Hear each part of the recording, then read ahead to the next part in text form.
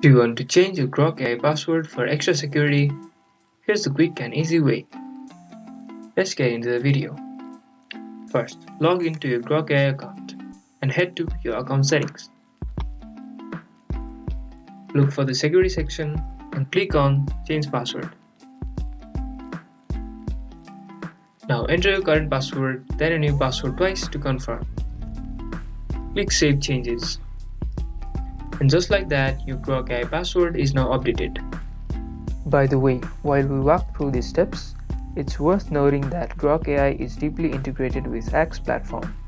So, whether you are creating content, browsing, or engaging with posts, you're just a click away from a powerful AI assistant that's designed to stay up to date and real-time information.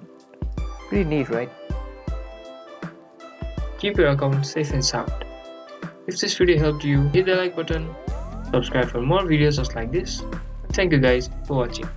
See you guys next video.